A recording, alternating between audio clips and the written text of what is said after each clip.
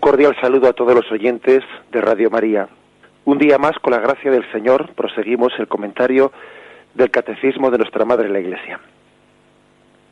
Estábamos explicando cuáles son las tres misiones encomendadas al Colegio Apostólico, a sus sucesores, a los obispos y a sus colaboradores, los presbíteros, la misión de enseñar, la misión de santificar y la misión de gobernar. Después de haber terminado ayer la explicación de la misión de enseñar, vamos hoy a referirnos en el punto 893, en el que nos encontramos a esa misión de santificar. Dice así este punto: el obispo es el administrador de la gracia del sumo sacerdocio, en particular en la Eucaristía que él mismo ofrece o cuya oblación asegura por medio de los presbíteros sus colaboradores, porque la Eucaristía es el centro de la vida de la Iglesia particular. El obispo y los presbíteros santifican la Iglesia con su oración y su trabajo por medio del ministerio de la palabra y de los sacramentos. La santifican con su ejemplo, no tiranizando a los que os ha tocado cuidar, sino siendo modelos de la grey. Así es como llegan a la vida eterna junto con el rebaño que les fue confiado. Bien, un texto pues muy concentrado, como todos los textos de este catecismo, que vamos a intentar pues desentrañar. Comienza diciendo pues que el obispo es el administrador de la gracia del sumo sacerdocio. La palabra administrador es una palabra con muchos matices, ¿no? El que administra no es dueño. No es dueño. Jesús puso en manos de la Iglesia unos medios de santificación y la Iglesia los administra. Y tenemos que entender, pues por ejemplo, que los sacramentos que Jesús puso en manos de la Iglesia no se siente dueño de ellos. Esos 7 sacramentos que Jesús instituyó y puso en manos de la Iglesia, y la Iglesia los administra. Y los administra con un respeto sumo de todos y cada uno de los signos que provienen de Jesús o que provienen de la tradición. Hay un cuidado exquisito por parte de la Iglesia en no pretender cambiar a nuestro gusto, a nuestro parecer, a nuestra moda, según los criterios culturales de momento, según las ideologías, los distintos sacramentos. El que administra es aquel que cuida, porque la palabra administrar nos recuerda parábolas del Evangelio en las que dice que un señor dueño de una hacienda encomendó esa hacienda, y él volvió y luego pidió cuentas de cómo había sido administrada. Y pidió cuentas, viendo que algunos la habían administrado bien, otros la habían dilapidado. Bien, esta palabra es importante y además explica por qué la Iglesia tiene sumo cuidado en la celebración de los sacramentos.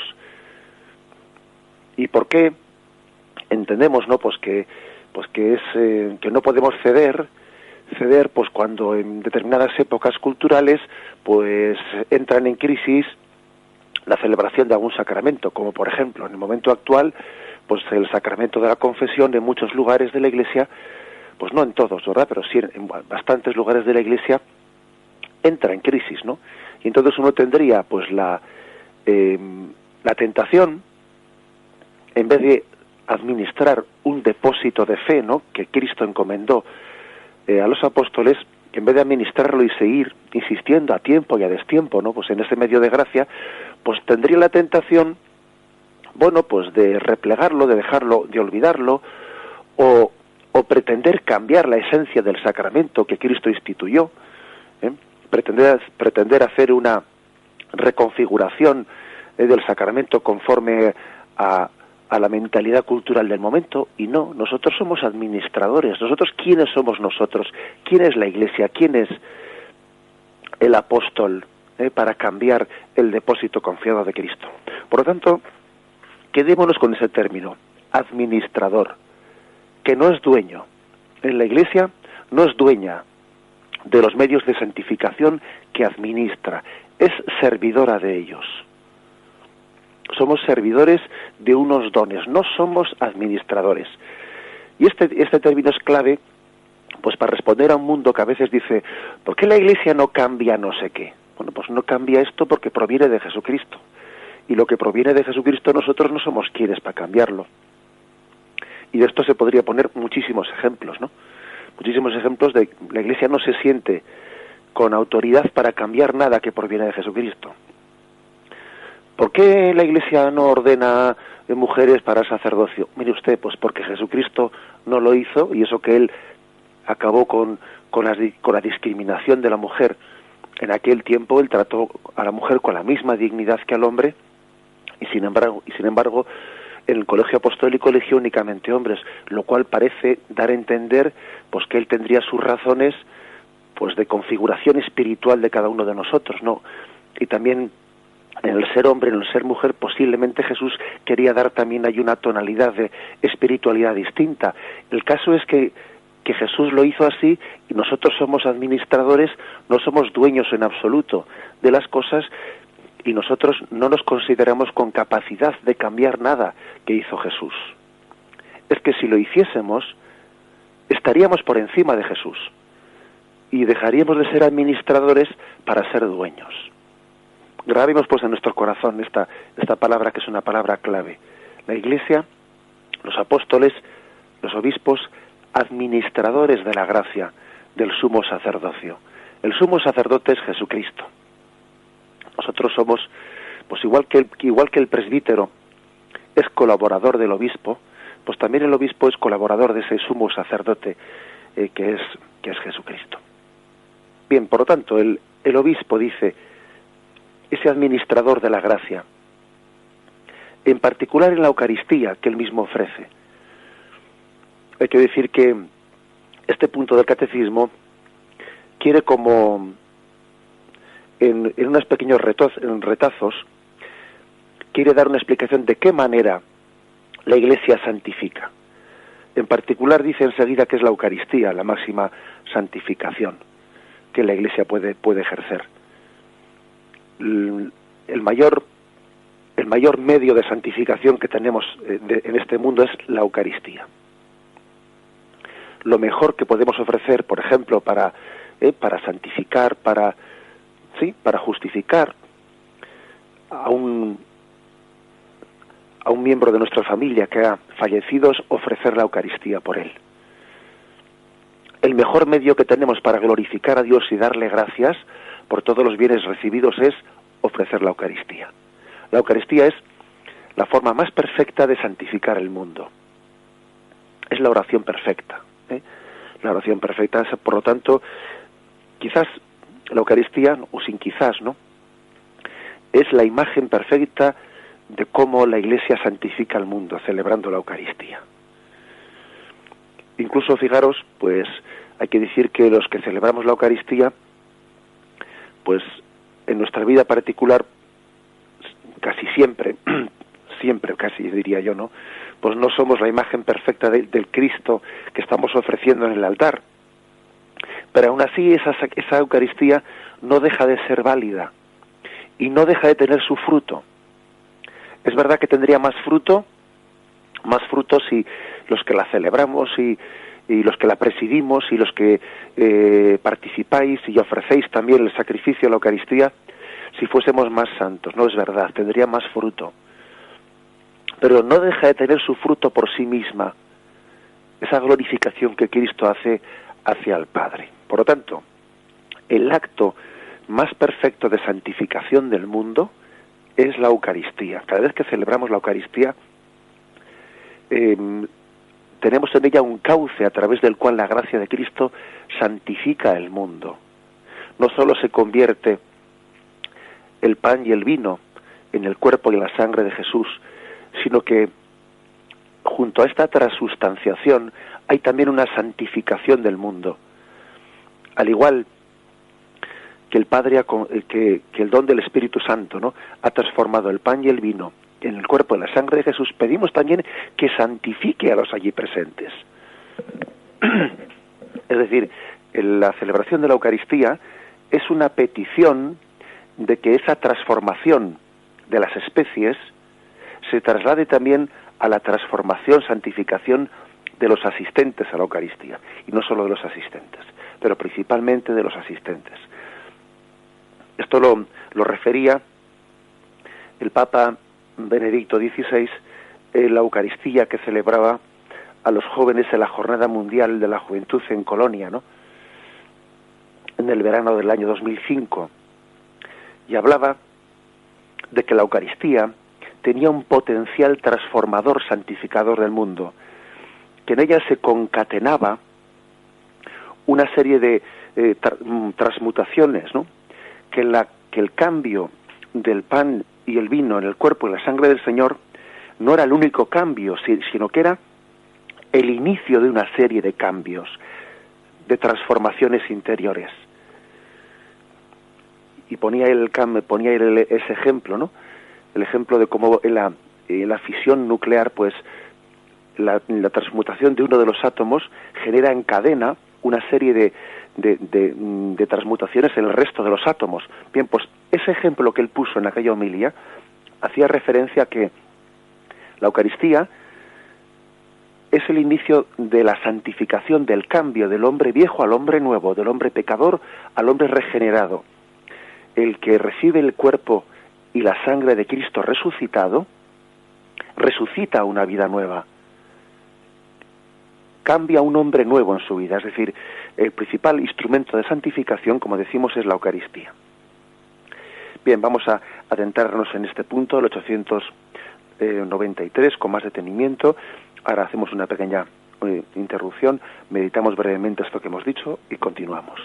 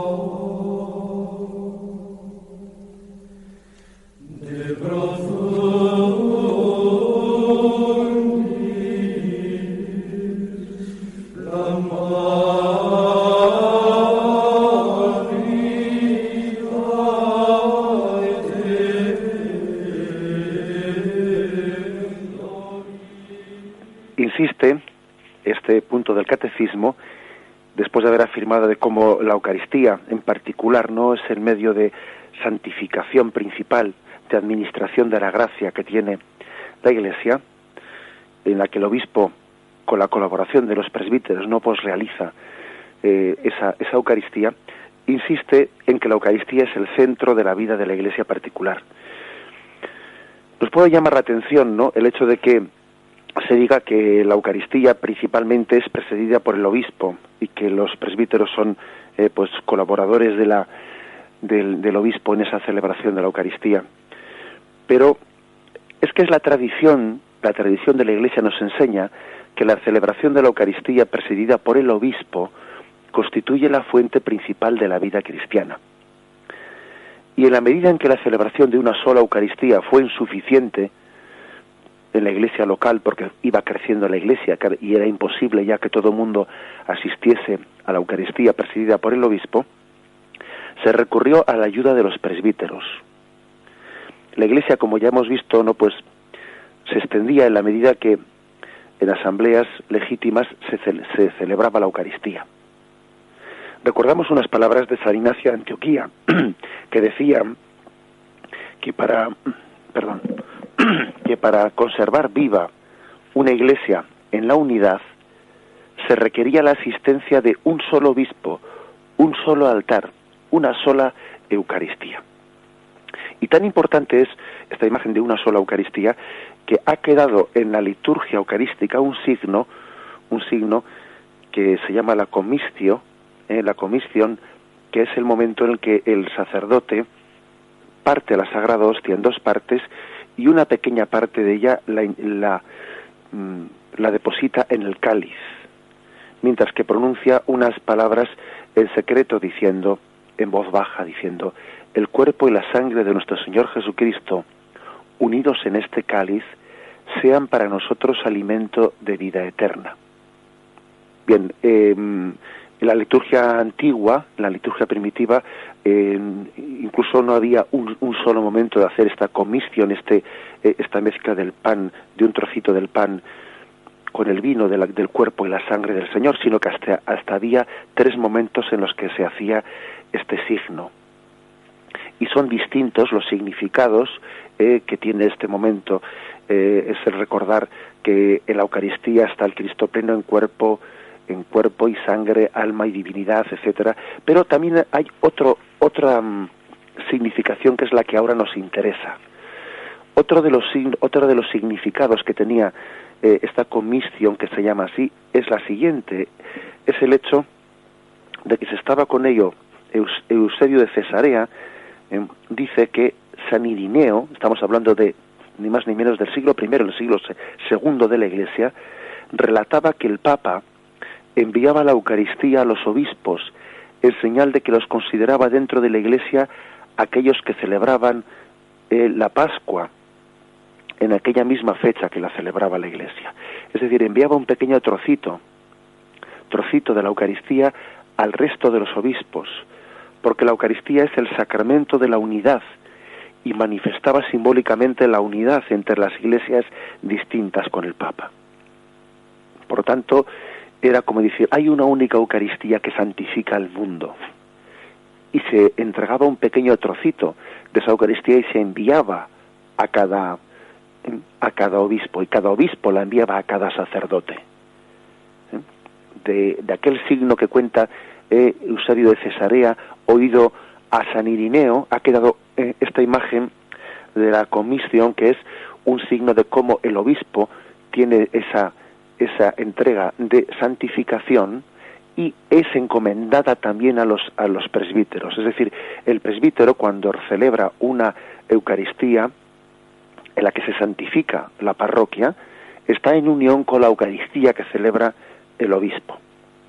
Hubo también una leyenda pues que evidentemente no sería histórica, pero bueno, que tiene su sentido espiritual hermoso, que también hizo que la gente viviese con mucha devoción ese signo, ¿no?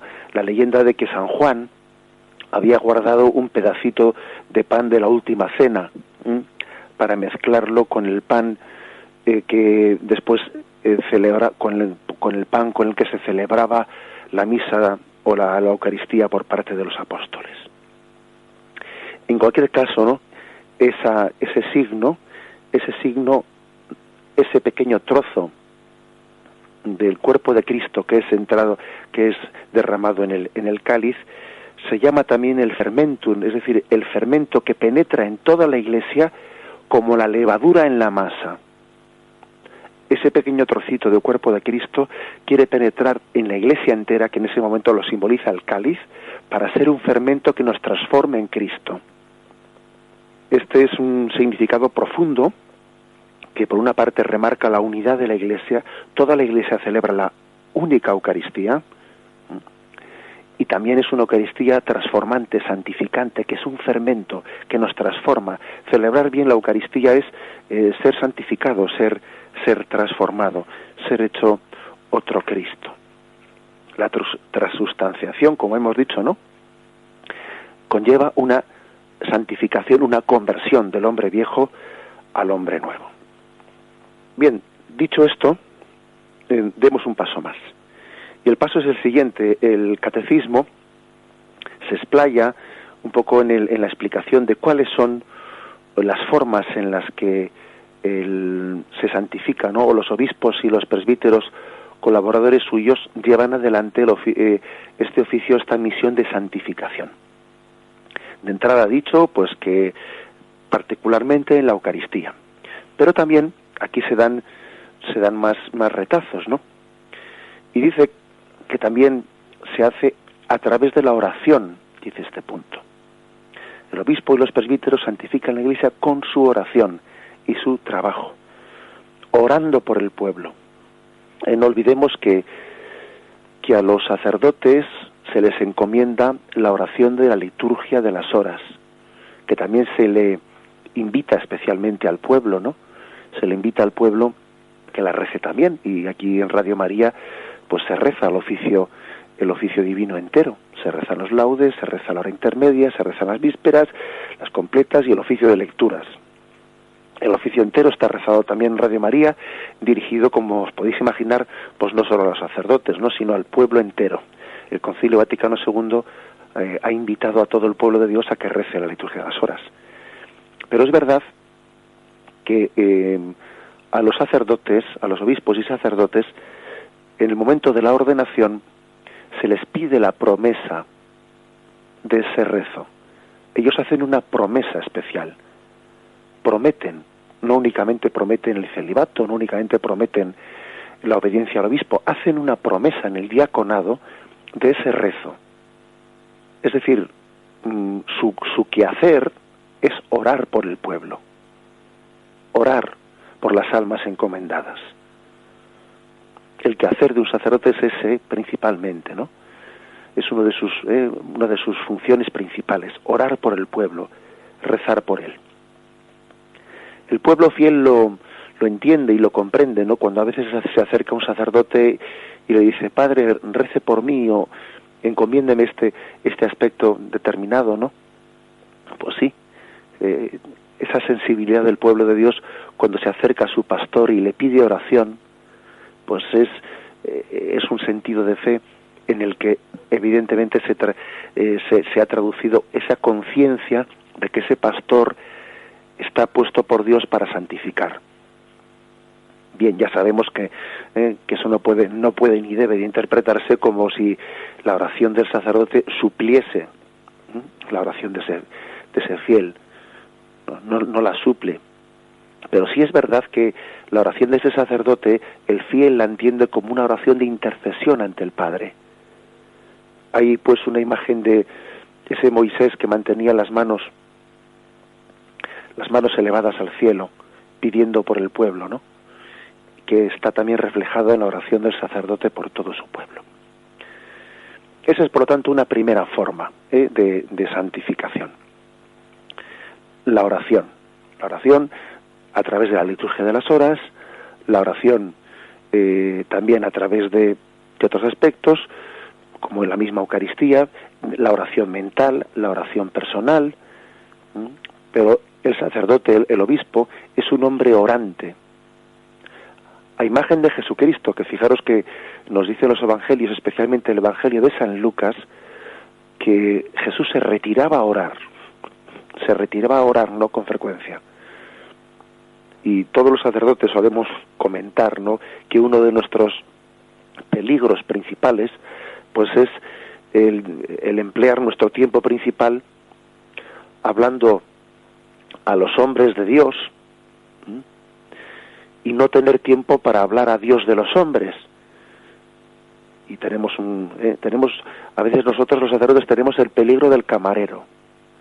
El peligro del camarero, que es aquel que sale de la cocina con una bandeja llena de canapés o llena de y va por la sala y todo el mundo va cogiendo y se vuelve él a la cocina con la bandeja vacía sin haber probado nada.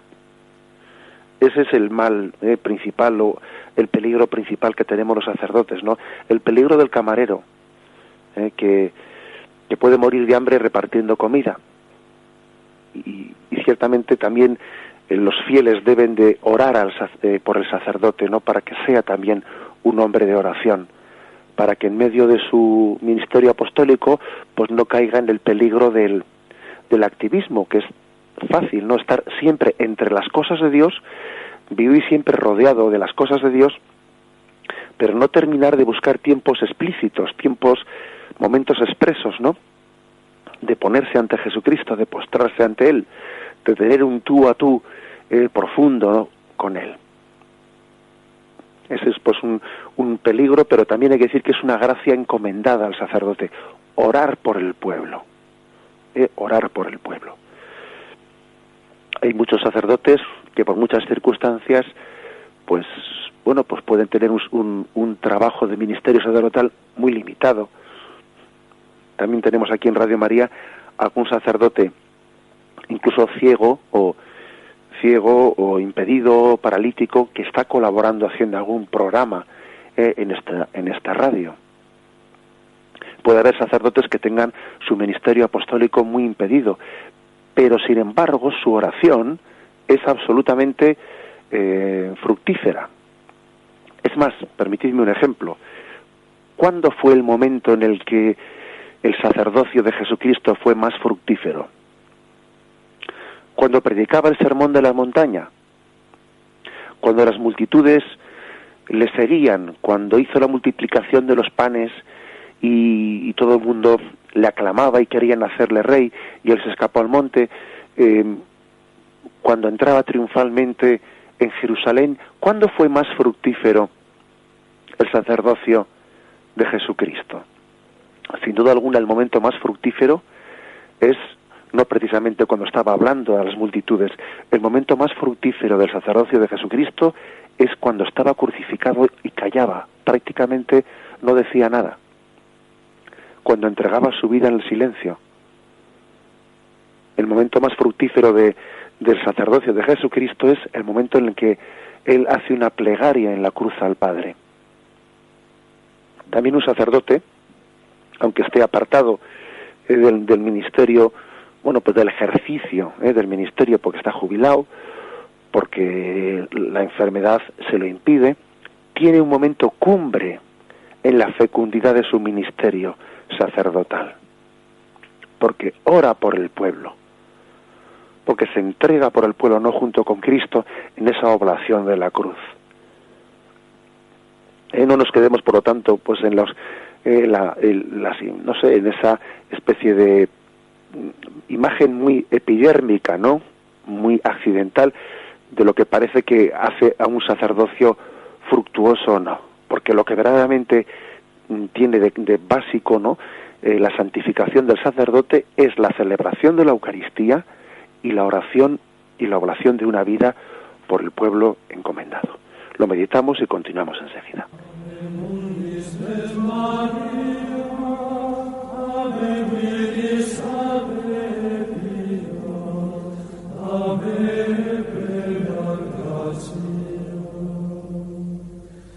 Ave Virgo singular,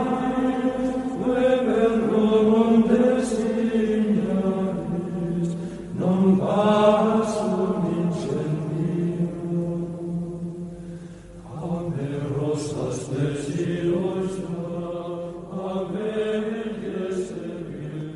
Bien, también el catecismo insiste en que también el ejemplo del sacerdote, ¿no?, el ejemplo de su propia vida es una forma también de ejercer su misión de santificación. Y de hecho aquí se nos pone una cita, ¿no?, la cita de la primera carta de Pedro, capítulo 5, versículo 3, donde dice: apacentad la grey de Dios que os está encomendada, vigilando, no forzados, sino voluntariamente, según Dios, no por mezquino afán de ganancia, sino de corazón, no tiranizando a los que os ha tocado cuidar, sino siendo modelos de la grey. Bueno, qué ideal tan hermoso, ¿no?, ser modelo de la grey. La verdad es que una de las primeras formas, ¿no?, en las que el sacerdote debe de santificar pues a su pueblo es siendo un modelo en el que uno verse reflejado. Dice, haciéndolo no forzado, sino voluntariamente, vocacionalmente. La diferencia entre el pastor del asalariado es que el pastor, como las ovejas son suyas, pues la entrega por las ovejas para él es algo totalmente vocacionado, ¿eh? Sin embargo, el asalariado lo hace un poco forzado. Lo hace diciendo, bueno, pues yo me trabajo hasta las 6, después ya de esa hora yo ya estoy fuera de hora y como yo soy un asalariado, a partir de ahí el jefe que ponga el siguiente, que yo ya he terminado. Eso es verdad, o sea, es decir, una de las diferencias entre alguien vocacionado, ¿no?, y alguien pues asalariado, pues es esta, el que entiende su función de sacerdote como una vocación que Cristo ha puesto, ¿no?, o ha identificado con su propio ser, ¿no?, o alguien que lo está haciendo pues por cumplir con una encomienda. Y sabéis lo que significa la palabra cumplimiento, que a veces tiene mucho de un cumplimiento externo, ¿no? Externo que no hace referencia al propio ser. Recuerdo que en alguna ocasión algún feligrés, pues cuando uno pues está predicando una cosa, dice, bueno, pero eso ¿cómo lo dices? ¿Lo dices como sacerdote o lo dices como tú personalmente? Y le digo, bueno, yo no puedo distinguir mi condición de sacerdote de mi condición personal, lo digo como soy, y no soy dos cosas, sino que mi ser sacerdote y mi ser persona es una sola cosa, ¿eh? Por lo tanto, cuando uno cuida del rebaño encomendado, pues no es que sea un oficio, no es que sea pues una especie de acción asalariada, no, es que es mi ser, es lo que sale de mi corazón porque es lo que Cristo ha puesto en mi corazón. No puede distinguir uno lo que hace y dice como sacerdote de otra cosa, a diferencia de quien ejerce un oficio, ¿no?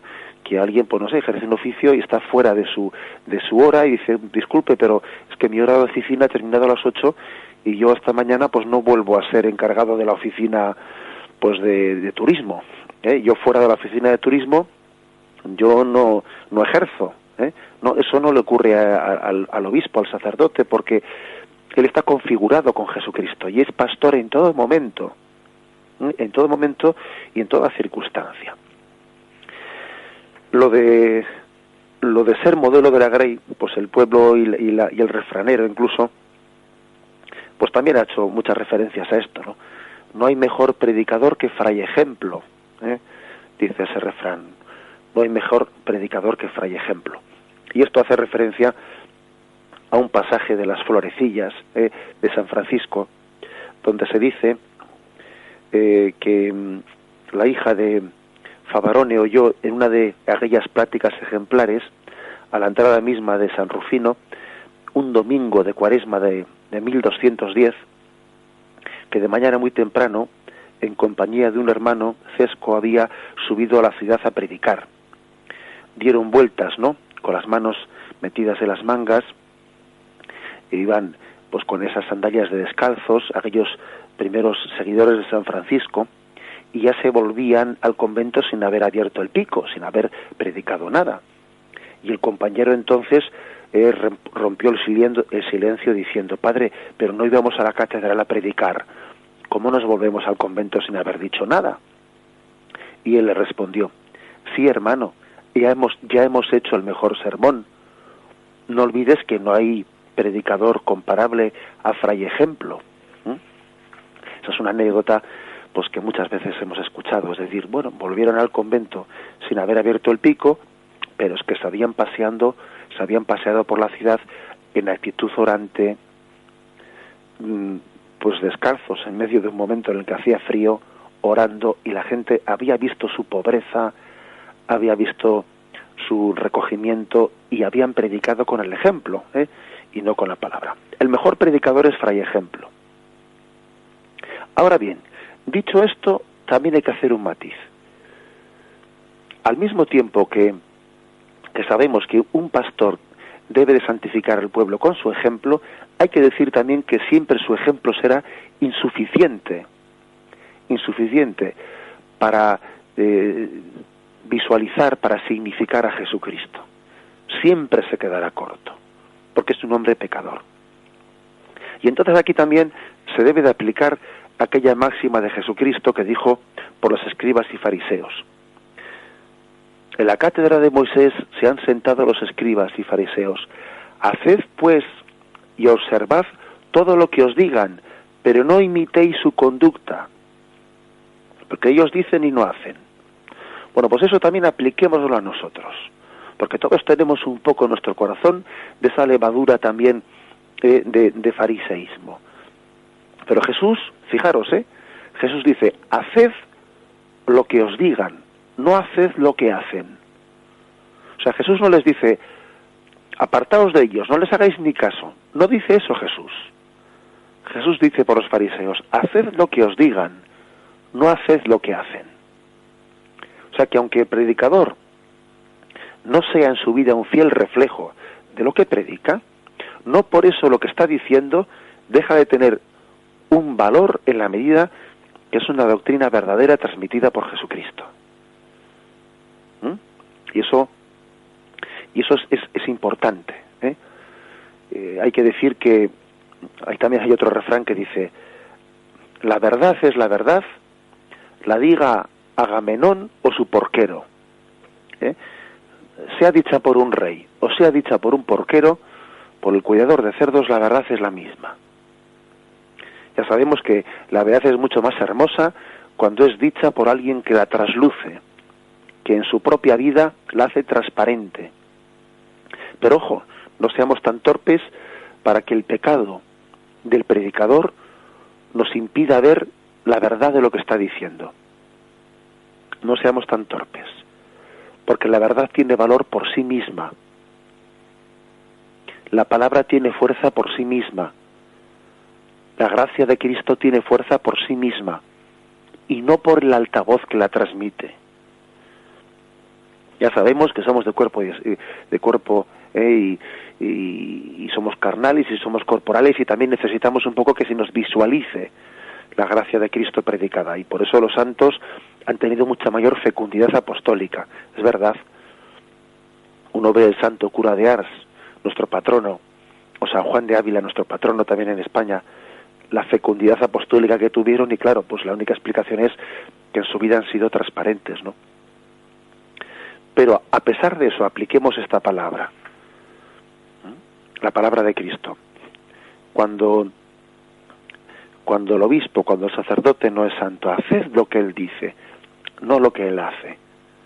Y en vez de escandalizarnos, recemos, oremos y sacrifiquémonos por la santidad de los ministros que predican la palabra. Bien, y damos un paso más porque el catecismo ha dicho de que los medios principales de santificación son el ejemplo, son la oración, son la celebración de los sacramentos. Especialmente nos hemos centrado en el sacramento de la Eucaristía, pero también, aunque sea brevemente porque el tiempo se nos echa encima, vamos a hacer una referencia a cómo el obispo tiene pues una labor clave en supervisar la administración de todos los sacramentos. De hecho, cuando comenzó la administración del sacramento del bautismo, al principio era el obispo el que celebraba el sacramento del bautismo. Cuando la Iglesia se fue extendiendo y ya era imposible que fuese el obispo el que hiciese todos los bautismos, se encomendó a los presbíteros el sacramento del bautismo, pero se le reservaba para el obispo la imposición de las manos al bautizado después de salir de la piscina bautismal. Y es aquí cuando se desdobla el bautismo de la confirmación. Bautismo y confirmación que en un tiempo eran celebrados por el obispo en un mismo momento. Cuando los sacerdotes comienzan ellos a bautizar, se les reserva para el obispo cuando venga, cuando pase por esa comunidad, la imposición de las manos a la salida o después de la piscina bautismal. O también, por ejemplo, al obispo le corresponde la supervisión del sacramento de la disciplina penitencial, del sacramento del perdón de los pecados. A él le corresponde dar a los sacerdotes la facultad de perdonar los pecados o de retirarles esa facultad. Un sacerdote es verdad que tiene, por la gracia del sacramento, la facultad de perdonar los pecados, pero necesita un permiso expreso del obispo que le de alguna manera le capacite para poder perdonar los pecados, porque a veces ocurre que que por circunstancias que fueren, ¿no? Pues el obispo no le da a un sacerdote durante un tiempo o lo que fuere esa potestad de perdonar los pecados. El obispo tiene también la encomienda de, por ejemplo, cuando hay un pecado que tiene una pena de excomunión, de levantar esa excomunión, y el sacerdote le pide al obispo el permiso para levantar esa excomunión. Por lo tanto, el obispo tiene la encomienda de supervisar la administración de los sacramentos en la tarea de la santificación de la Iglesia, de cuidar de que se celebren bien los sacramentos, de llamar también la atención cuando se celebran mal, etcétera, etcétera. Todos los sacerdotes celebramos los sacramentos, pero unidos al obispo. Bien, concluimos aquí en este momento la exposición del catecismo. Vamos a dar paso a la intervención de los oyentes.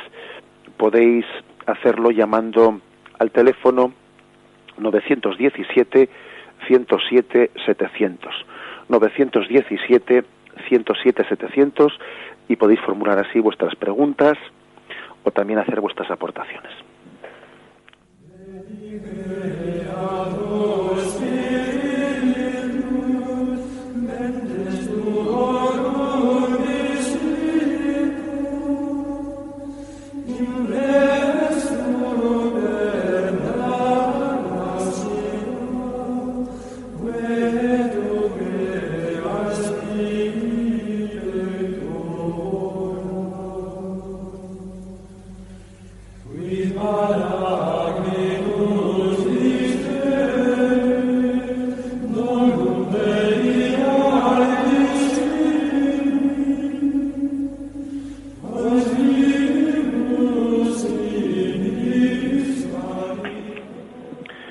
Buenos días, ¿con quién hablamos? ¿Soy yo? Sí, adelante, buenos días. Buenos días. Buenos días. Mire, padre, es que le estoy oyendo y me encanta lo que nos ha dicho sobre la importancia de la consagración y la transustanciación. Yo soy catequista y también le estoy haciendo a los niños mucho hincapié en la transustanciación, que son muy pequeños, y yo lo que le digo es, cuando el sacerdote dice las palabras de la consagración, ya no hay pan, es Cristo, y en el cáliz ya no hay vino, sino que es Cristo. Es decir, que vean bien que transustanciación quiere decir cambio de sustancias. Ya no existe pan, ya no existe vino, sino ahí está Jesús, que es Dios. Y que también comulgan. Lo mismo se puede comulgar con la sagrada forma completa o con una partícula pequeñísima, porque en cada una de las partes está Cristo entero. Y en el cáliz no está solo la sangre, sino que Cristo está con su sangre, cuerpo, alma y divinidad. Está también entero. Se puede comulgar con una gotita del vino o con una partícula y se recibe a Jesús entero. Eso es muy importante porque es que... Y luego además también dicen barbaridades, que cuando voy a tomar, dicen los niños, ¿cuándo voy a tomar la galletita? Digo, no existe galletita, ni siquiera hay pan ahí, ya no hay.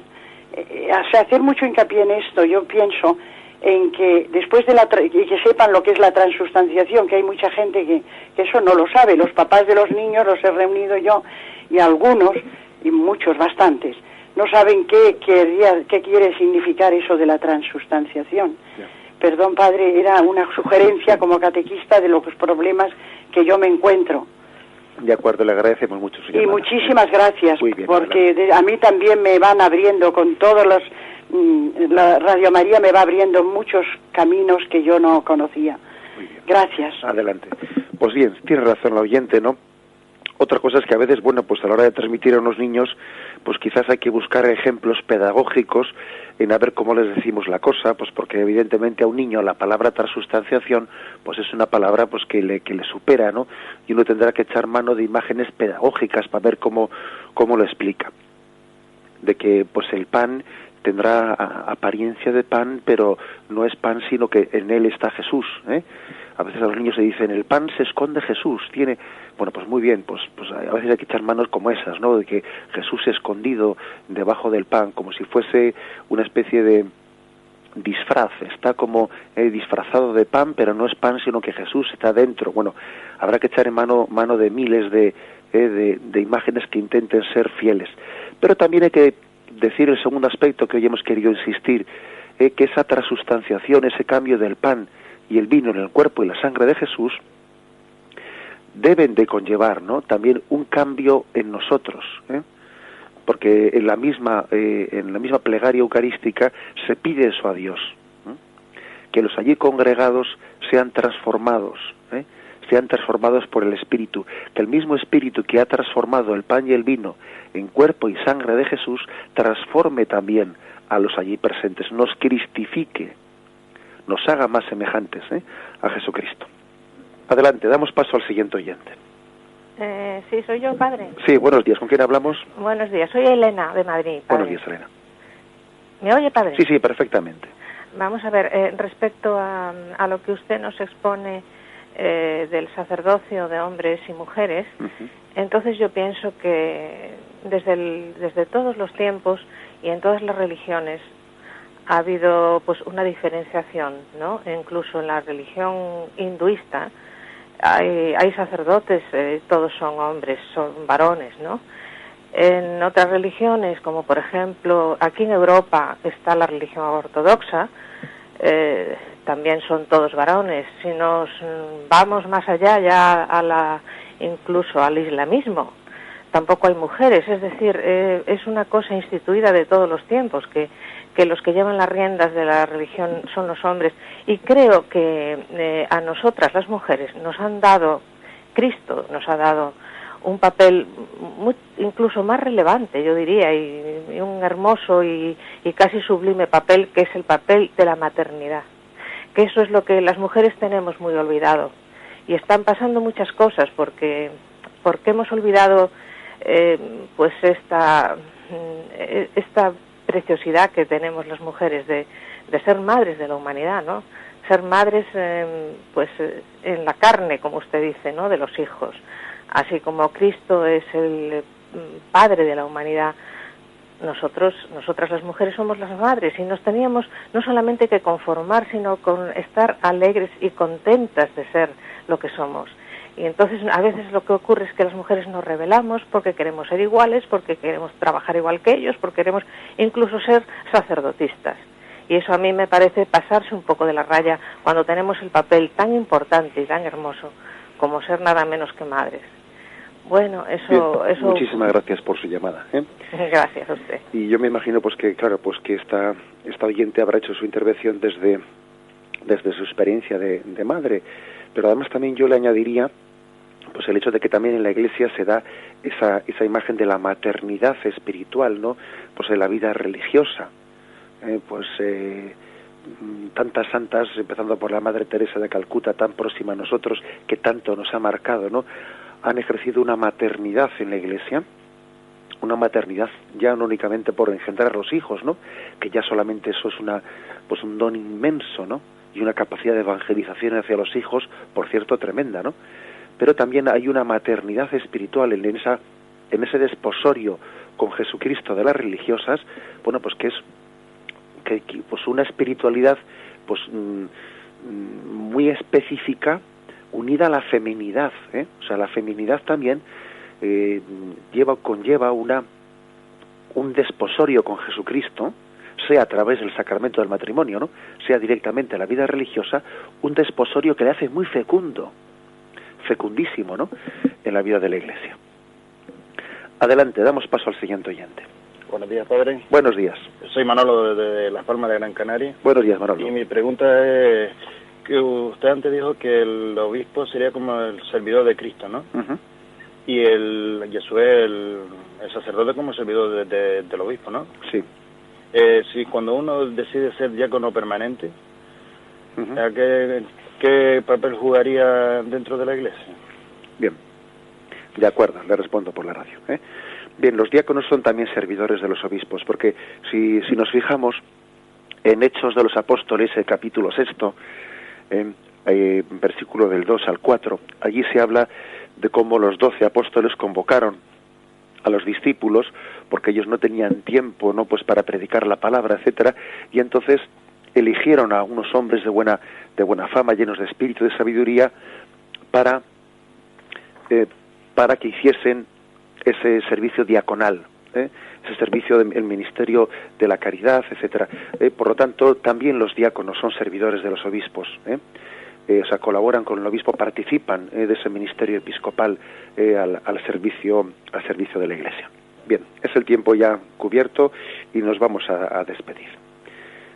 Damos la bendición que sea también otro signo de santificación. También la bendición, cuando la Iglesia la imparte, quiere también con ella hacer otro signo de santificación, de que Cristo venga a nosotros, de que esa cruz en la que la Iglesia nos bendice sea imagen también de una mayor identificación con Cristo, que nos santificó en la cruz.